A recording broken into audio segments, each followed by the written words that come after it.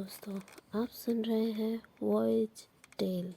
यदि आपके साथ कोई रहस्यमय या विचित्र घटना घटी हो तो आप मुझे इंस्टाग्राम या ईमेल पर अपनी कहानी भेज सकते हैं। इनका लिंक डिस्क्रिप्शन में है। और अगर आपको यह कहानी पसंद आती है तो लाइक करें, शेयर करें और अपने विचार कमेंट में लिखें। ऐसी ही कहानियों को सुनने के लिए इस चैनल को सब्सक्राइब करें। आज की कहानी हमें भेजी माया जी ने। अब आप सुनेंगे माया जी की कहानी उनके पॉइंट ऑफ व्यू से। मेरा नाम माया है। जैसा कि वॉइस टेल के होस्ट ने बताया कि आज मैं आप लोगों के साथ अपनी एक कहानी शेयर करना चाहती हूँ जो मेरे साथ घटी थी। ये उस समय की बात है जब मैं शायद 6-7 साल की रही होंगी। तो क्योंकि हम उस समय दिल्ली में किराए पे रहा करते थे, तो उस किराए के मकान में काफ़ी सारी अफवाहें भी मैंने सुनी हुई थी। उस कि रात के अंधेरे में बच्चे गायब होते थे। जी हाँ, उस समय क्योंकि दिल्ली में खास बिजली रहा नहीं करती थी। ये कुछ 2008-9 की बात होगी, जिस वजह से। और उस समय जो है बिजली बहुत कटती थी और अंधेरा जो है पूरी जगह हो जाता था, जिस कारण से कह लीजिए बच्चे अंधेरे में गायब से हो जाते थे। पता नहीं उनकी किडनैपिंग होती थी कि क्या रीज़न था, बट मेरे पापा इस सब की वजह से काफ़ी घबरा से गए थे। इसीलिए वे कभी भी हमें कहीं बाहर खेलने जाने भी नहीं दिया करते थे। और फिर हमारा परिवार भी छोटा था, जिसमें मैं, मेरे पापा और मेरे बड़े भाई थे।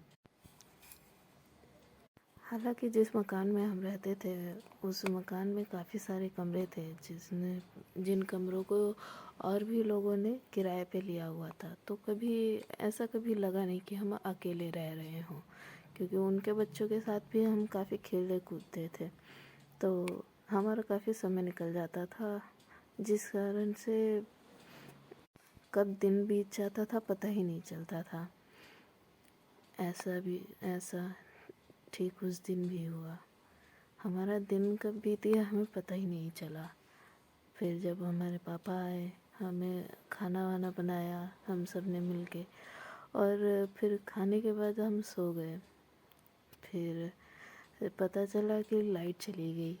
हालांकि मैं काफ़ी गहरी नींद में थी, जिस कारण से मेरी नींद टूटी नहीं, मैं सोती ही रही। मेरे पापा और मेरे भाई गर्मी की वजह से काफ़ी परेशान रहे, पर जैसे तैसे कर उन्होंने सोने की कोशिश की। काफ़ी रात हो गई थी, कुछ शायद 11 या 12 बज चुके थे। मेरी नींद टूट गई एकदम ही बीच रात में। मुझे शायद बहुत तेज़ बाथरूम आई थी, ये पता नहीं क्या वजह थी, पर मेरी नींद टूट गई और मैं उठ खड़ी हुई। जब मैंने पापा या भाई को उठाने की कोशिश की तो वो काफ़ी गहरी नींद में थे। तो मैंने कहा चलो कोई बात नहीं, मैं अकेले ही बाथरूम चली जाऊंगी। मैं चुपके से उतरी अपने बेड से और चली गई। एक ही कमरा था और एक ही बेड, तो हम लोग एक ही बेड पे सोते थे, साथ में ही थे। तो मैं बड़े आराम से निकली ताकि किसी को कोई परेशानी ना हो। अब बाथरूम जाने के लिए 2 रास्ते थे। एक रास्ता छोटा जो पड़ता था वो और कमरों से के दरवाज़ों से जुड़ता था, और उस रास्ते पर दरवाज़ा भी लगाया हुआ था। वो हमेशा खुला रहता था, पर पता नहीं क्यों आज उस पर ताला लगा हुआ था। मैंने फिर लंबा रास्ता लिया जो गैलरी से होकर जाता था। मुझे पता नहीं क्यों पर थोड़ा सा घबराहट सी होने लगी थी। उस दिन लाइट भी गई हुई थी और आसमान में चांद भी नहीं था, हल्की फुल्की तारों की ही रोशनी थी। पर खैर जैसे तैसे थोड़ी बहुत बहादुरी दिखाकर मैंने उस रास्ते को लिया और चलने लगी। चलते चलते ऐसा महसूस हुआ जैसे मानो कोई मेरा पीछा कर रहा हो।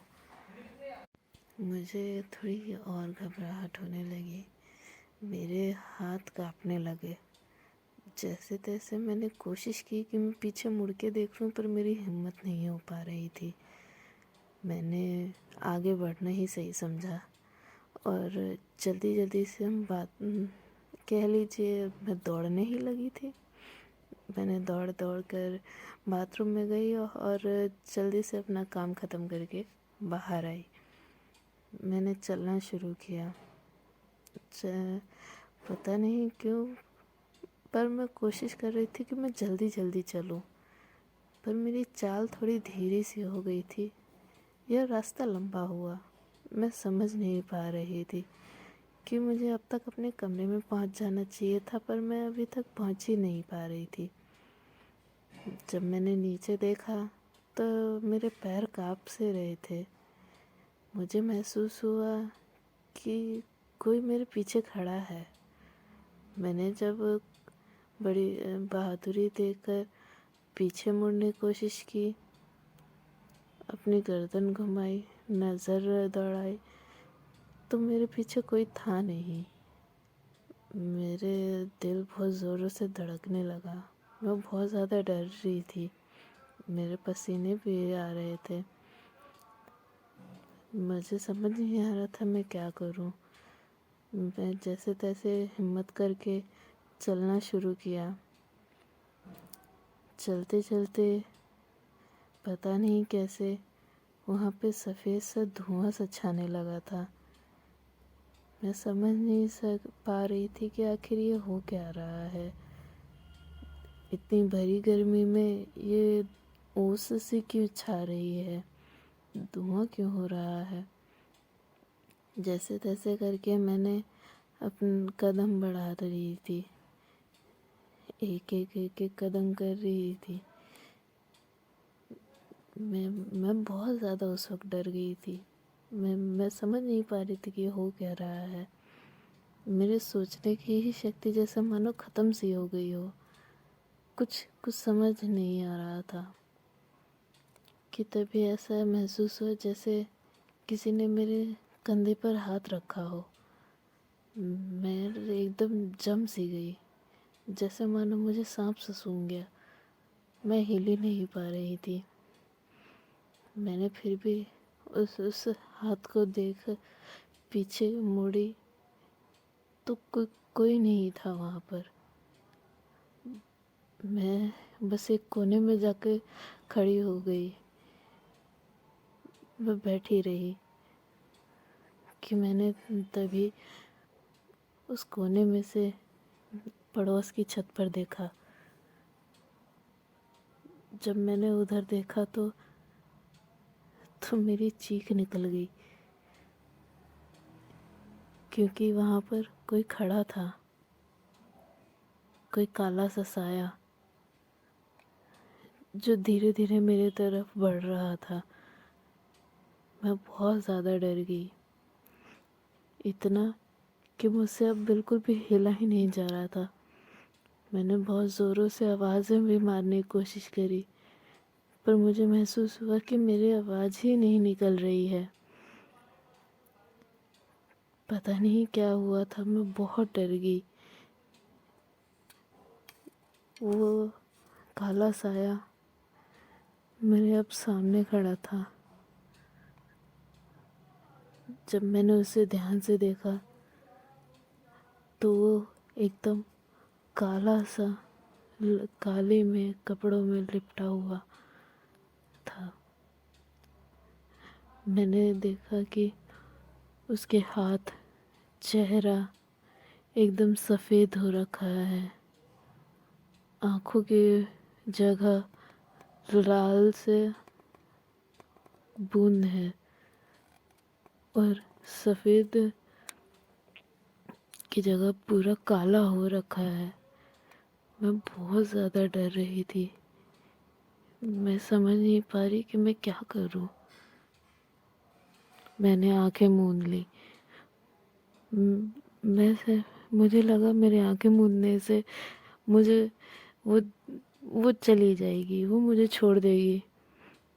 मैंने बहुत ज़्यादा कोशिश करी वहाँ से जाने की, पर मैं चल ही नहीं पा रही थी कि मेरा हाथ ग्रिल पर आके लगा, जहाँ पर मैंने माँ दुर्गा की एक तस्वीर रखी हुई थी। मैंने खेल खेल में वहाँ पर रखी थी, पर वो तस्वीर जैसे मानो मेरे लिए एक सुरक्षा कवच जैसा काम करी। जैसे ही मैंने वो तस्वीर पे हाथ रखा, उस साया ने मुझसे थोड़ी दूरी बनाई, और ऐसे में फिर मुझे मेरे पापा की बात याद आई कि जब भी भूत प्रेत की बातें आती हैं, तब हनुमान जी का एक मंत्र है या कहें एक जाप है, जिस कारण से कोई भी भूत प्रेत आपके निकट नहीं आते। मेरे पापा एक पंडित हैं जो भगवान पर बहुत भरोसा करते हैं। उस दिन पर मैं उस दिन वही पापा की बातें मुझे याद आ रही थी। मैंने फिर जैसे तैसे करके हिम्मत दिखाई और मैंने वो जाप बोलना शुरू किया। जय हनुमान ज्ञान गुण सागर, जय कपीश तिहुँ लोक उजागर। पर मुझे ये अच्छे से याद ही नहीं था। मैं बहुत डर गई, मैं क्या करूं। मेरे पसीने छूट रहे थे, बट फिर भी जैसे तैसे कर मैंने कोशिश करी। मैं उस वक्त बहुत छोटी थी, तो मुझे कुछ भी याद ही नहीं था कि क्या बोलना है, कैसे बोलना है। मैंने माँ की तस्वीर पकड़ी और वहाँ से रेंगने की कोशिश करी और बच निकलने की। मैंने बस हनुमान जी का ही नाम दोहराती गई, माँ दुर्गा का नाम दोहराती गई, और वो भूत मेरे सामने आ तो रही थी, खड़ी भी थी, पर मेरा पीछा नहीं कर रही थी, जिस कारण से उस दिन मेरी जान बच पाई और मैं अपने कमरे में भाग गई। कमरे में जाकर मैं तुरंत ही कंबल ओढ़ के सो गई, और उसके बाद 4-5 दिनों तक बहुत भारी बुखार से मैं तड़पती रही, क्योंकि उस हादसे को मैं भूल नहीं पा रही थी, जिस कारण मुझे बहुत तेज़ बुखार हुआ था। पर मैं एक चीज़ तो सीख गई थी कि भूत प्रेत भगवान के नाम से डरते हैं, और हनुमान जी के हनुमान चालीसा मुझे याद करने की बहुत ज़रूरत थी। इसीलिए आज भी अगर कभी भी मुझे ऐसा लगता है कि मुझे डर लग रहा है या कुछ भी है, तो मैं हनुमान जी की हनुमान चालीसा दोहराती हूँ, ताकि ऐसा काला साया फिर कभी मेरी ज़िंदगी में ना आए।